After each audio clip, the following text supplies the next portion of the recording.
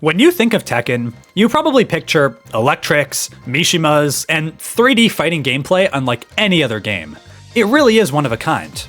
Tekken has been incredibly successful throughout its life, and as such has popped up all over the place in non-Tekken related games. We've also gotten plenty of the opposite. Characters who, before, seemed worlds apart from Tekken actually ended up appearing in our very own games. Over the years, there's been a huge amount of crossover projects that Tekken and its characters have been a part of, with some dating back to over 30 years ago. From crossover fighting games, to tactical RPGs, sports games, even cheerleading games. Wait a minute, dating simulators? What is going on here? Tekken has crossed over into far more franchises and genres than most people realize. In this video, I'll be going over the complete history of Tekken's crossovers. From Gon the Dinosaur to Kazuya and Smash Bros. From some of the hypest moments in fighting game history to whatever horror game this is supposed to be. What am I looking at right now? Make sure to subscribe if you're new, as only 11% of my viewers are subscribed to the channel, and it lets me know you guys want to see more content like this in the future. And let's get right into it. The very first time Tekken was involved in any sort of major crossover was all the way back in 1997. And it was in the form of the most bizarre guest character we've seen to this day. A tiny orange fire-breathing dragon named Gon. This character was originally from a Japanese manga of the same name, made by Masashi Tanaka, being a completely wordless manga that was known for having hyper-detailed artwork, some of the best in the industry, and was quite popular in Japan. This wasn't his first time in a video game, however. That actually goes to his very own game released in 1994 for the Super Famicom, also titled, you guessed it, Gon. It's not particularly relevant, but this game was actually developed by Bandai, which at the time were a completely separate company from Namco, the ones who developed the Tekken series. Namco didn't become Bandai Namco until 2006, so both of these franchises coincidentally had the Gon licensing rights, even before they had any association with each other. Pretty funny if you ask me. Back to Tekken 3. This was one of the most random events in the history of the entire series. Namco had acquired the licensing rights to Gon prior to Tekken 3 in an active effort to expand their IP portfolio, and thought Gon's popularity in Japan would help their games. He was added to Tekken 3 as more of a fun Easter egg character for players to discover, presumably thinking it would make the game more charming and funny. Despite this, Gon was a full and complete character. You would unlock him either by beating him in the side Tekken Ball mode, or by getting a high score in the survival mode of the game, and then entering your name as Gon. As you can imagine, Gon didn't exactly fit into the game well. He was tiny, meaning he would avoid a huge amount of moves just by existing. This naturally made him incredibly frustrating to fight against, and if that wasn't enough, he had an extremely troll-style moveset. He would fart poison gas, breathe fire, roll around constantly, jump in the air, and all kinds of other very unconventional Tekken moves. Gon was overall pretty well received by the Japanese market, but it didn't land nearly as well for global audiences, who had no idea who he even was. Honestly, very little is still known about his inclusion. I'd love to see an interview from Harada in the future going over how Gon really ended up in Tekken 3, and what was their full thought process for adding him. It just seems like such a weird addition to me. Sure, the Gon manga was popular, but there were plenty of other, far more popular manga at the time, and I feel like pretty much any other manga character would have made far more sense and fit way better into Tekken. But maybe that's why they added him. They didn't want it to make sense. Maybe they wanted it to be as funny and as weird as possible. There's definitely some value there. Unfortunately, Gon never returned in future games, likely because of licensing issues. But for one brief moment in Tekken's history, this little dinosaur stole the spotlight. With Gon as the very first crossover, they showed the world that nothing was off limits. While this was the first time Tekken crossed over with another series in its own games, it technically wasn't the first time Tekken was featured in other games. That honor actually goes to Alpine Racer II, releasing a year prior. This was a skiing-based arcade-only game developed by Namco, and it apparently featured Kuma as a secret playable character. This has largely been lost to time, as from what I can find, there is zero footage of this on the internet, besides this one GIF, and a couple of very old forums of people mentioning his inclusion. Pretty bizarre. Though I guess not too surprising considering this was a very niche arcade-only game that's 30 years old. Featuring Kuma in a random skiing game is weird, but not nearly as weird as what came next. Xevious 3D-G, released on the PlayStation 1 in 1996. This was a console entry in Namco's Xevious arcade game series. A pretty generic vertical shooter game, where you control your ship at the bottom of the screen and shoot lasers. It's nothing you hadn't seen before. The game featured a cheat code that turns your ship into either Heihachi or Paul. Yes, you heard me right. You'd get to fly around as these two Tekken characters instead of your ship, firing lasers everywhere, and can I just say, what? This is just so random. It's honestly terrifying to look at. This comes out of pure nightmares, and yet it's still some of the funniest Tekken crossover content I think I've ever seen. More people really need to know about the Kazuya Paul ships. There were a few other small Easter eggs in games around this time, like a brief Heihachi appearance in the 1997 RPG Tales of Destiny, which actually started a bit of a trend in Tales series, including Heihachi and Asuka costumes, with the newest game in the series, Tales of Arise, actually getting a paid Nina Williams DLC costume, and it featured a Devil Jin artifact in the game. Anna Kournikova's Smash Court Tennis was a PS1 game released in 1998. This game featured Yoshimitsu, Eddie Gordo, and Heihachi as fully playable guest characters. Very weird, considering that this game was going for a way more realistic, real-life competitive theme.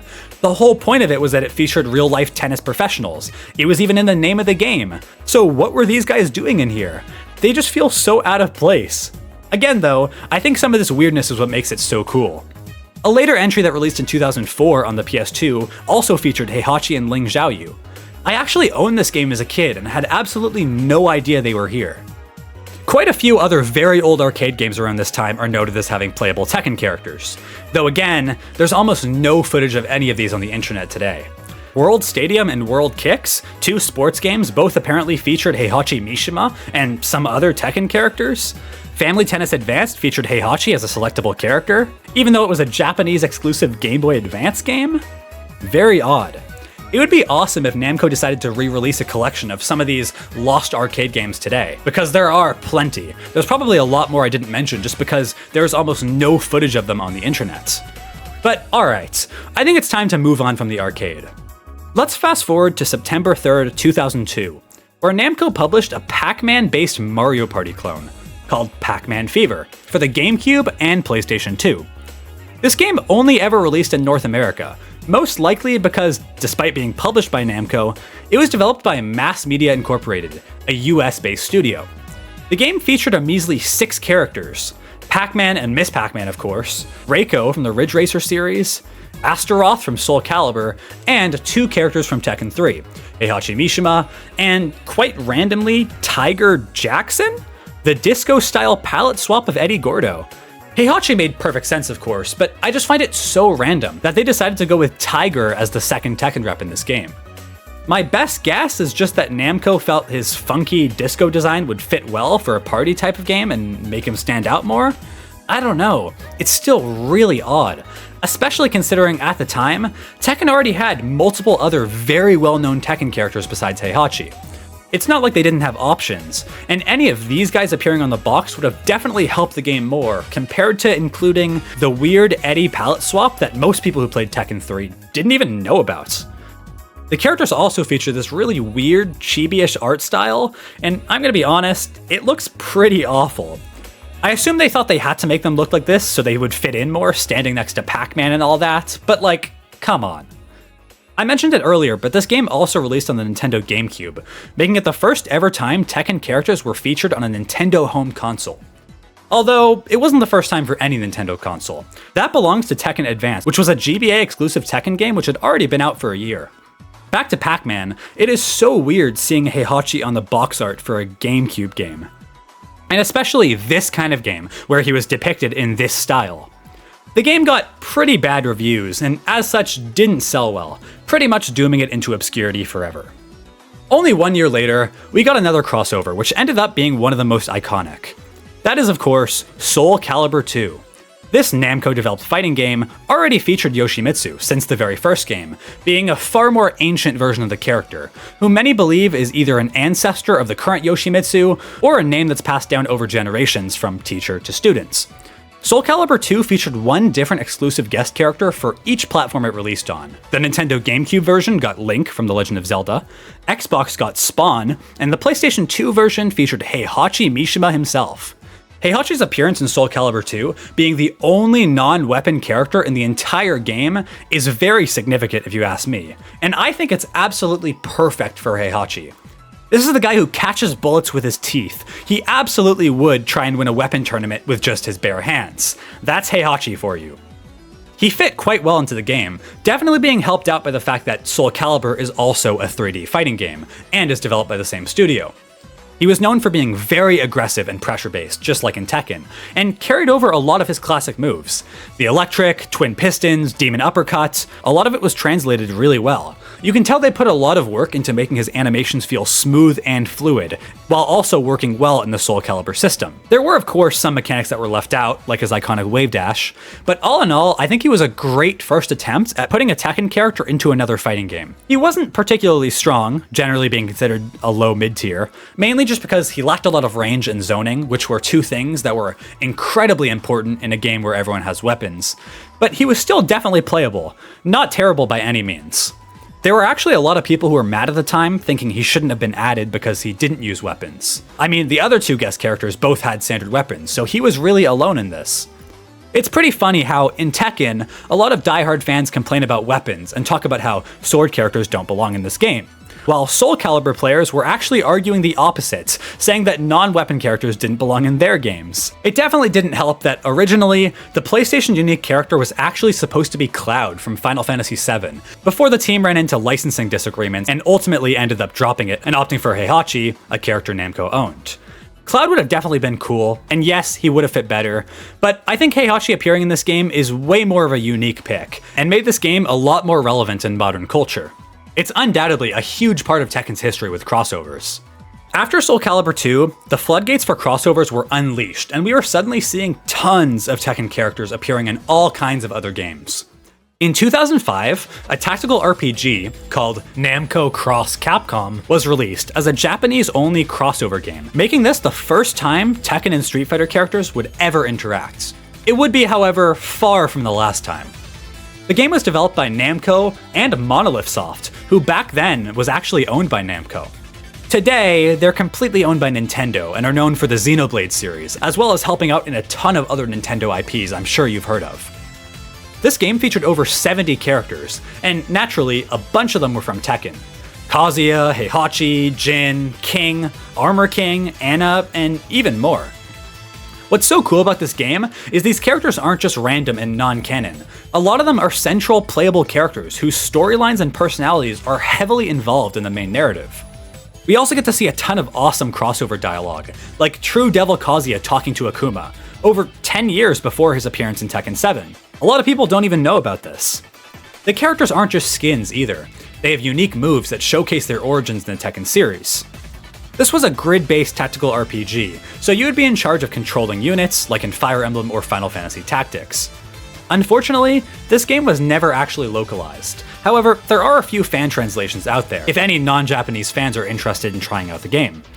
This game was the precursor to Project Cross Zone, a game we'll be talking about later, which also used this game's formula. This wasn't just a weird RPG cameo, it was the first time Tekken characters truly interacted with Capcom characters, and surprisingly ended up giving us some pretty deep character moments. Even though it never released outside of Japan, Namco X Capcom remains a hidden gem in Tekken's crossover timeline, one that hardcore fans still talk about to this day. Also in 2005, Namco released Urban Reign, a PlayStation 2 beat-em-up style game, featuring two characters from the Tekken series, Paul Phoenix and Martial Law as unlockable fighters. What I think is so cool about Namco is how comfortable they were using different Tekken characters in their crossovers. I'm sure plenty of other series would only be comfortable giving out their most popular character, their mascot, to other games, to ensure you draw in as big of an audience as possible. Paul and Law have always been very popular, don't get me wrong, but I honestly see a world where we only ever really got Mishimas in crossover type games. It's not that far-fetched, so it makes me appreciate what they did here way more, and this would continue long past this game. But yeah, Urban Reign was a beat-em-up with all original characters, besides of course the Tekken boys. From what I've heard, old school Namco fans actually considered this game to be something of a hidden gem, despite its pretty mixed reviews and low sales numbers. This game incorporated these two pretty well, with a lot of the moveset being intact here. Though there is also a lot of very non-Tekken-like aspects, like them being able to pick up weapons like an axe. I never knew how badly I wanted to see Law and Paul shanking people and beating up 20 guys in an arena before I heard of this game. It's very funny to watch. While not really a crossover, I did want to at least quickly mention Death by Degrees, another game that released in 2005 for the PS2. This was Namco's very first attempt at making a Tekken spin-off featuring Nina Williams starring in her very own standalone action-adventure game.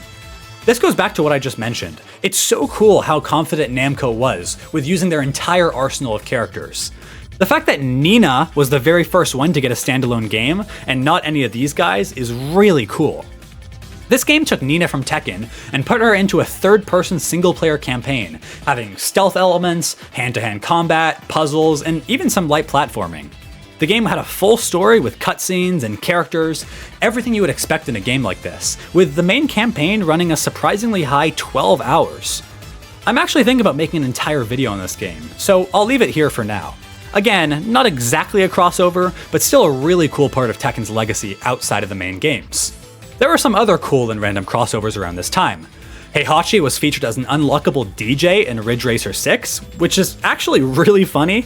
Listen to how aggressive he sounds all the time.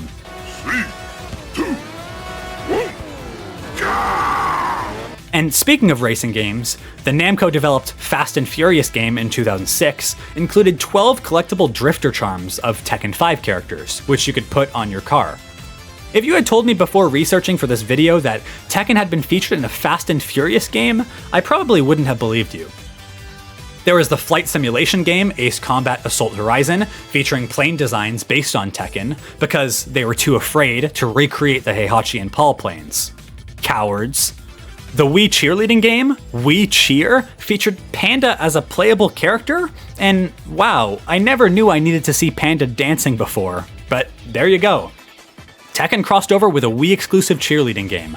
You learn something new every day. A strategy RPG called Queen's Gate Spiral Chaos included Lily. She wasn't just a throwaway cameo, she was one of the most important characters who was even featured on the box art and in a lot of the game's core artwork. This is likely because Lily was exceptionally popular when she was first released, immediately propelling her up to some of the most iconic female characters in fighting games. This was really cool to see. In October of 2010, we got our next big crossover, with Naruto Shippuden Ultimate Ninja Storm 2, the arena fighting game that featured Lars, as a fully playable base roster character. This game was the first game to utilize the merger between Bandai and Namco. I mentioned it earlier, but these two were both separate companies until about 2005, with Namco focusing more on fighting games and arcade-style games, while Bandai focused more on licensed games. They were known for doing a lot of anime stuff, like their various Dragon Ball, and of course Naruto games. Since Bandai already had the licensing rights for these franchises, when the two companies merged, they would begin to combine the strengths of two companies. Obviously adding Lars into this game, but also through other fighting games later like Dragon Ball FighterZ, utilizing Namco's experience making complex and competitive fighting games, and Bandai's various connections and licenses to large media IPs. This is pretty cool if you ask me. Back to Naruto though. Why was Lars in particular added? One of the main reasons is that one of Lars' costumes in Tekken 6 was actually designed by the creator of the Naruto manga. When the director of the Naruto game was asked in an interview why they chose Lars, he said this: "It all started back sometime last year when I saw an article in the Shonen Jump magazine which said that Naruto creator Kishimoto Sensei was designing the costume for Lars in the console versions of Tekken 6. The moment I saw that article, I thought it would be great to see him in Storm 2. And then I saw the costume design for Lars, and my thoughts changed to, we have to get him in Storm 2. From there, I approached the Tekken 6 producer at Bandai Namco Games, and then the Tekken 6 team members. The team who developed this game, CyberConnect 2, worked hard with the help of the Tekken team and its executive producer, Harada, to truly bring Lars into this game. While he wasn't playable in the story mode, Lars was fully playable in all battles offline and online. And to no one's surprise who knows Lars well, he fit right into this game. He's always been the anime character in Tekken, so obviously he would fit very well in Naruto. He played quite similar to how he did in Tekken 6. Great movement with his stances, very flashy combos and effects, and he even carried over quite a few moves from Tekken. He just looks so cool in this game. This is such a cool piece of history. And fun fact, his rage art in Tekken 8 is actually based on his ultimate jutsu in Naruto. This was definitely a big milestone for Tekken crossovers, and is one of the coolest in my opinion. Naruto is a massive franchise, so I'm sure this exposed so many more people to Lars as a character, and by extension, the whole Tekken franchise. Things didn't exactly slow down after all this. In 2011, we had a Japanese exclusive baseball game for the 3DS, called Pro Baseball Famitsu 2011. This was released featuring Heihachi, Nina, and Panda as playable characters. They even got these cool new renders of them made in baseball outfits. But these cute outfits didn't have the spotlight for very long. In 2012, we got the release of Street Fighter Cross Tekken for the PS3 and Xbox 360. This game was a huge deal. Fans had always dreamed of both of these series crossing over in an actual fighting game, but for the longest time, it seemed like just that, a far-off dream. This was until 2010, when Street Fighter producer Yoshinori Ono began discussing a new entry in the Street Fighter series. This came as a particular surprise, as he started talking about this only 2 years after Street Fighter IV, which was incredibly popular at the time. He held a panel at that year's San Diego Comic-Con, which completely out of left field featured a surprise appearance from Harada and Michael Murray, two of the main directors of the Tekken series. They walked to the stage in the middle of the conference, handing out copies of Tekken 6, which I thought was really funny. And then, of course, formally announced that the project was a crossover between the two franchises. People lost their mind. Sure, Tekken and Street Fighter characters had technically crossed over before, but Namco x Capcom was a Japan exclusive, and in a completely different genre from where these characters would originally originate from. This was a competitive fighting game that centered around the crossover of two of the biggest fighting game series of all time. It was not just that one announcement either, it was actually two, with them announcing that there would be two crossover titles. The first one, developed by Capcom, featuring Tekken characters in the Street Fighter engine, and a second one, Tekken Cross Street Fighter, which would have been made in-house at Bandai Namco, and feature all the Tekken mechanics we know and love, but with Street Fighter characters built in. This second game unfortunately never ended up happening, and what happened to it is largely still a mystery in the larger fighting game community. I'm sure I'll be talking a lot about this game again in the future, maybe even making a full video on what happened to it. But back to Street Fighter Cross Tekken. What was this game like? Well, as I mentioned, despite being a Street Fighter Tekken crossover, this game didn't play like Tekken, and its gameplay was actually based on Street Fighter IV, meaning it was fully 2D. Also featuring various Street Fighter mechanics like EX attacks, supers, and projectiles, with a lot of the Tekken inputs being changed to match more traditional Street Fighter special inputs. There were still some Tekken mechanics in this game, like a lot of the tag mechanics were also lifted from Tekken Tag tournaments. Yes, this game was a tag game, meaning each player would pick two characters. But just like in Tekken Tag, if one of your characters died, you would instantly lose the round. Not like more traditional tag fighters that keep going until both of your characters have been eliminated. This game also tried to take a more Tekken-style approach with its combo systems, adding a new feature called launchers, naturally a very Tekken-style concept. With this, every character could press heavy punch and heavy kick to do a special attack that sent their opponent flying into the air, and immediately tagged out to your secondary character to get a big combo. The characters in this game were really interesting in how they stand out. The classic Street Fighter characters were better at space control and keep-outs, just like in Street Fighter, having classic fireballs, shoryukens, and all of that good footsie stuff. While the Tekken characters would have way harder hitting and longer lasting combos and chain attacks, just like in Tekken. I think this is actually really cool. They could have easily just said, it wouldn't be fair if all the Street Fighter characters had Hadoukens, so let's give them to all the Tekken characters so no one complains. But they didn't do this, and actually stuck to something of a core design philosophy. At least, more or less. There were a few characters like Jin and Raven who were given projectiles. Pretty damn cool ones too, I might add. But we haven't even talked about the roster yet. The base game included 38 characters, 19 from Tekken and 19 from Street Fighter. For Tekken, most of the staples were here. Kazuya, Heihachi, Jin, Nina, Paul, Law, Kuma, Asuka, Lily, King, Marduk, Hwoarang, Steve, Julia, Bob, Yoshimitsu, Raven, Zhao Yu, and Ancient Ogre. There was also paid DLC in this game, which proved to be a huge point of contention. 12 additional characters, 6 for the Tekken series and 6 for the Street Fighter series, needed to be bought separately, despite them being technically available day one and on the disc. Meaning all 12 of these characters were developed alongside the base game and were complete from day one, but were being put behind an arbitrary paywall.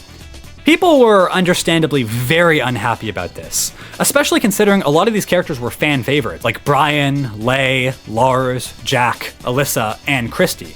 These guys were all left out of the base roster for seemingly no reason besides Capcom just wanting to make extra money. There were plenty of other issues people had with the game, like its Gems feature, which allowed you to customize your character's stats and completely change how they play. The problem with this? These gems were bought with real money, making this game at risk to the one attribute no single fighting game should ever be: pay to win. People hated these things, leading to their swift ban in competitive tournaments, which you know Capcom was not happy with, hoping to rely on gem sales to make steady revenue from people who already purchased the game. People were very hard on this game at the time, though it does seem like these days a lot of people are looking back on it more fondly, with some praising its competitive design compared to other Street Fighter games. It was much more grounded compared to other Street Fighter games, making footsies a lot more important. Jumping was weak, as you could oftentimes get a full huge combo if you predicted it. DPs could be tag cancelled for a combo, and the float system from Tekken was actually still present, meaning if you clipped someone while they were in the air, you could convert with a hugely damaging combo. There was a lot of other differences from regular Street Fighter gameplay that people have come around on, so if you're interested in that, I highly recommend checking out this video from Theory Fighter. It's really good and goes over a lot of the competitive aspects. This game sold around 1.8 million units, which was significantly below Capcom's expectations, especially after the ridiculous success of Street Fighter IV and Tekken 6.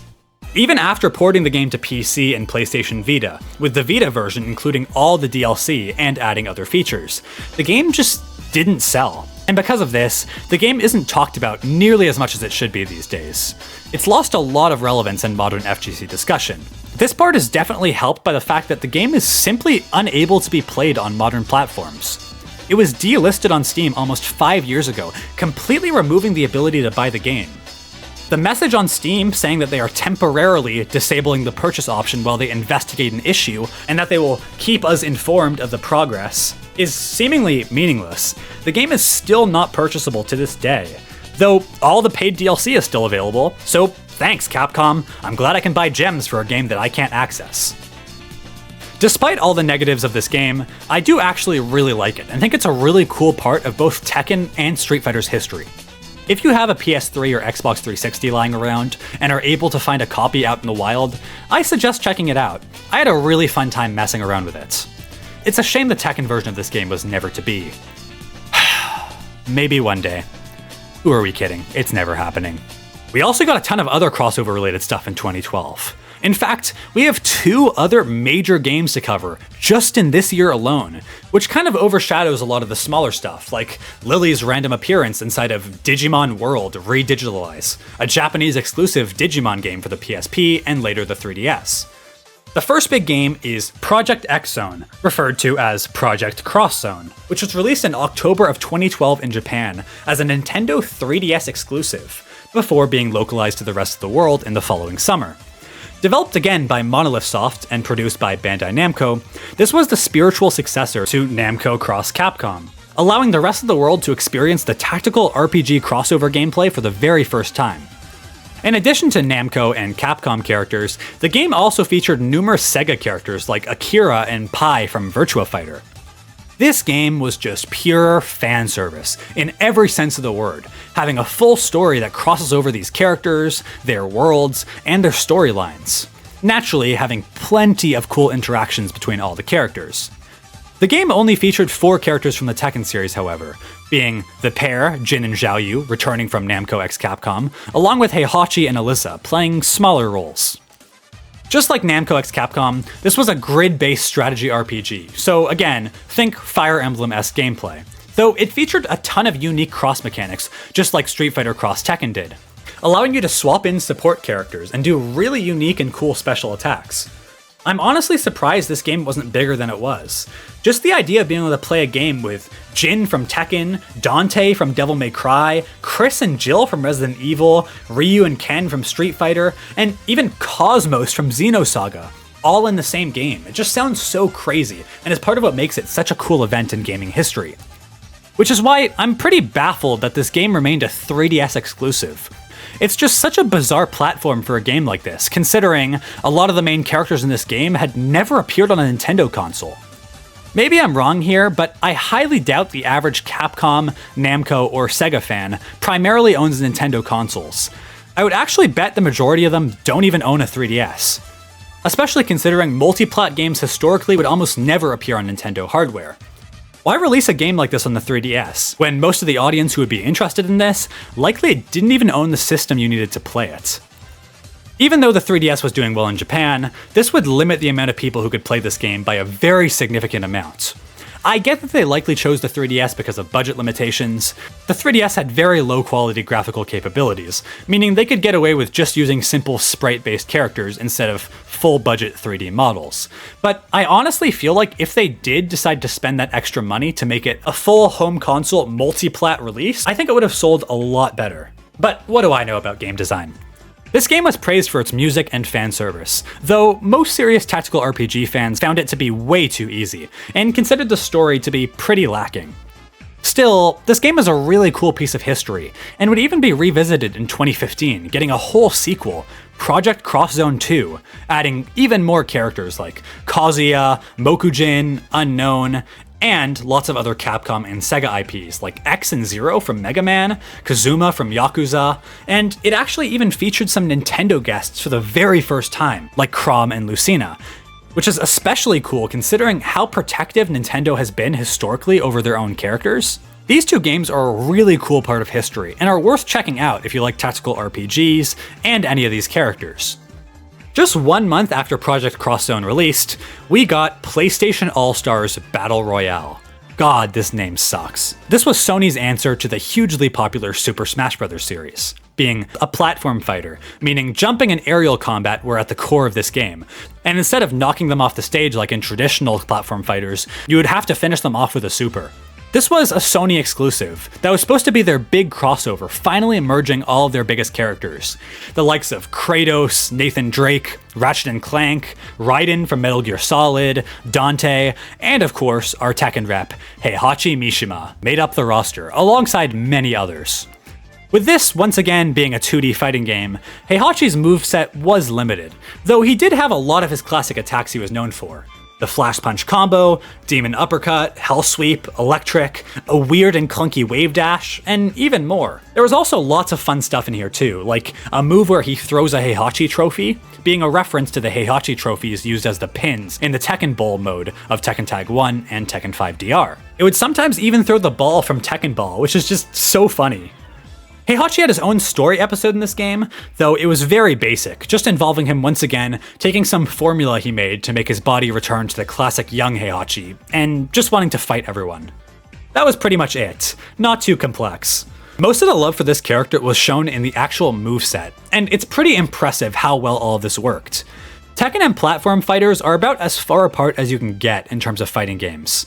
But he really works well in this game and is very fun to play. His supers in particular are just pure fan service, with one of them chaining your opponent to a rocket, which is directly pulled out of his classic ending in Tekken 5, and another one calling out Kuma for a big tag attack super. These are really cute additions, and show that the developers didn't just throw him in here because they had to. The source material was very important to his addition to this game.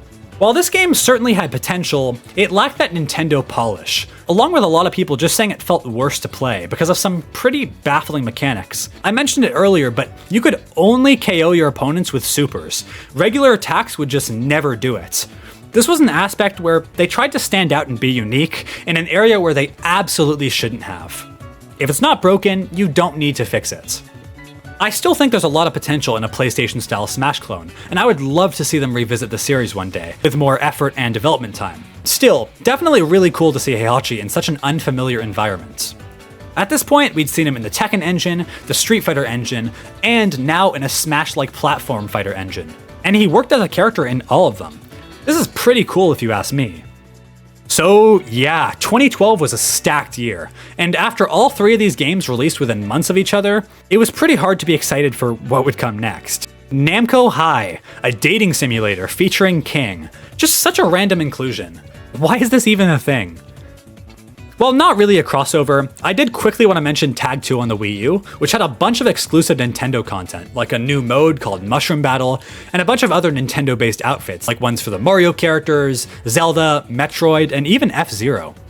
Oh yeah, and Tiger gets a Toad mushroom hat, and this is all I've ever wanted in life.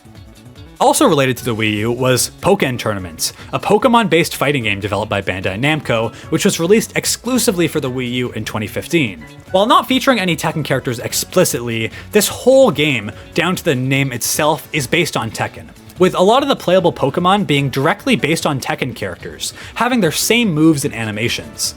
A lot of people call this game Tekken with Pokemon skins, and I think that's really funny. I never knew I needed Pikachu Mishima, but here he is. In December of 2015, Tekken 7, a new arcade-only entry in the Tekken series, had its Fated Retribution update announced, the version that would eventually become the Tekken 7 we all know and love. This update was first shown to the world during the King of Iron Fist Tournament 2015, which showed us a brand new trailer for the update, and for the first time since Gon in Tekken 3, a brand new guest character, Akuma from the Street Fighter series. People lost their minds when this was first revealed, and it was naturally a huge deal. This was the first time a character from a 2D game would arrive in the 3D environment of Tekken. How would he function? How would he be adapted to fit into the Tekken engine? Would he still play like a Street Fighter character? How would his moveset work? How would he fit into the story? There are so many questions. Akuma wasn't even a paid character or anything. He was part of the full game's release in its base roster, and actually ended up playing a pretty pivotal role in the story, promising Kazumi, Kazuya's mother, that he would kill Heihachi and Kazuya Mishima. His gameplay was incredibly true to the Street Fighter series. He played almost nothing like a standard Tekken character, having a 2D jump and aerials, something we had never seen in the Tekken series to that point, full-screen fireballs, his own super meter, and a 2D combo system that made him one of the most broken characters in all of Tekken history. But I talked about this gameplay plenty in my Broken Top Tiers of Tekken 7 video. Go check that out if you're interested in me going deeper into his movesets. Akuma fit the game very well, going along with its theme of villains. If you had told Tekken fans prior to 7 that the story of this game would be centered around Heihachi, Kazuya, and Akuma all fighting each other to the death, no one would have believed you. It's still really crazy. We got even more guest characters in the paid DLC of Tekken 7. First off with Geese Howard from the Fatal Fury and King of Fighters series, who was revealed at EVO 2017. Just like Akuma, he played nothing like the standard Tekken characters, and broke the game in many ways. Later that year in the 2017 Tekken World Tour Finals, we got the reveal of Noctis from Final Fantasy XV, joining the series, being the game's first ever true weapon-based character. More on that in this video. The final guest character in Tekken 7 was truly out of left field, Negan from the Walking Dead series, who was announced at EVO 2018, which was just crazy. Video game guest characters weren't too unexpected, but a character from a comic series and TV show? No one saw it coming. As much as many Tekken fans complain about guest characters, it's undeniable how much of an impact they had on Tekken 7, and they were absolutely a very large part about why this game ended up being so incredibly successful. The final major crossover we have to talk about is Super Smash Bros. Ultimate, my old stomping ground. A lot of my viewers don't know that I actually started as a competitive Smash Ultimate player before getting into Tekken content. Smash Bros. DLC reveals have a reputation for being among the most hype moments, not only in fighting games, but in all of gaming. When that Smash logo comes on the screen, you truly have no idea who's going to be announced. So, you can imagine my surprise when at E3 2021, I saw this. Get ready for the next battle. I was big into Tekken at the time, and a Tekken rep was my most wanted fighter. It made sense considering Smash Ultimate was being developed by Bandai Namco, and we had already gotten Ryu, Ken, and Terry Bogard in the game at the time. Kazuya's reveal might have actually been the most excited I've ever been for a game-related announcement. It's such a great memory. Kazuya's reveal came with this awesome trailer and a remix of Kazuya's original theme, with the director, Masahiro Sakurai, coming on and briefly showcasing some of his moves in Smash. They stated that bringing over as much as possible was their utmost priority, and that's pretty showing when you take a look at his move list compared to the other Smash characters. Most characters have very little, but Kazuya has over 40, by far the most in series history. If you guys know Smash Bros, you know it's a platform fighter, meaning again, jumping is the main movement you're going to be doing. But Kazuya was designed very uniquely in this regard. Jumps in Smash Ultimate universally come out at 3 frames, but Kazuya was the first character ever to break this rule, having a sluggish 7-frame jump. This was the core of his design philosophy. He was given some of the best grounded moves in the entire game in exchange for lacking a lot of air mobility. They didn't want you to jump as much on him. He had his iconic wave dash, being a completely unique mechanic to him, which was actually invincible, alongside having Tekken 7 Rage, giving him access to his rage drive. Smash Ultimate already had its own rage, so he was the only character in the game who had 2 separate rage states. Pretty much all the moves you can think of were here and accounted for. He had the Electric Wind God Fist, which was made a lot easier in this game, requiring a 2-frame perfect input instead of the regular frame perfect input. Still, it was a lot more difficult to pull off than what most Smash players were used to, and most Smash players to this day still can't do it. It was also arguably the best move in the game, leading to some of the most broken combos in Smash Bros. History. When you think of Smash, you don't usually think of super long 0 to death combos, but Kazuya had them. One electric at 0% could take your entire life. This, along with various other mechanics, like him having invincibility on all of his moves, his rage drive killing at stupidly early percents, and also being a command grab that could be used multiple times. In Tekken 7, if you missed this move once, you would immediately lose rage, but in Smash Bros. Ultimate, you could use it multiple times before it went away. This, along with other stuff, made him one of the most hated characters in the competitive Smash Bros. Community, and it's pretty understandable. I'm actually thinking about making an entire separate video on Kazuya, so let me know in the comments if you'd be interested in seeing that. Kazuya's fighter pack in Smash also came with the Mishima Dojo stage, featuring Heihachi as a background character, a ton of Tekken music, with a bunch of brand new Smash remixes, and a bunch of unlockable spirits featuring Tekken 7 characters. You could tell that the developers really understood Kazuya, in a way that I don't think would have been possible if they didn't have the same developers as Tekken. This crossover was plainly awesome. Since this, we haven't gotten too much. Plenty more mobile games, of course, that I don't even want to bother with. There's always going to be another gacha game. Virtua Fighter 5 did a collaboration with Tekken 7, with various costumes and music being added to the game.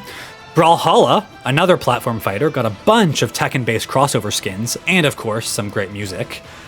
PlayerUnknown Battlegrounds Mobile got some really random Tekken skins during collaboration events, and I think I speak for everyone when I say, okay. And of course, you have our most recent crossover event, with Clive joining in Tekken 8 as the last character in the first year's Season Pass. First revealed at the Game Awards in 2024, this reveal was incredibly controversial, with half the community celebrating and the other half of the community lamenting the death of Tekken. It was a really crazy time. Looking back, it's kind of amazing just how far-reaching Tekken's influence has become. What started as a gritty experimental fighter in the arcade has grown into a franchise that's collided with everything from Street Fighter to Final Fantasy to Digimon, The Walking Dead, and so much more. Whether it's Heihachi showing up in a tennis match or Akuma playing a pivotal role in the main story of Tekken 7, these crossovers haven't just been for show. They've helped Tekken evolve, expand, and stay relevant across generations and genres. And with Tekken 8 continuing this trend, who knows what kind of guest appearances or bizarre team-ups we're gonna see next. If history tells us anything, it's that in Tekken, absolutely nothing is off limits.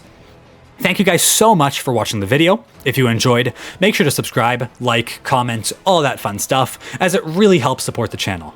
Special thanks to all my YouTube members for supporting this content, and I will see you guys in the next video. Take it easy.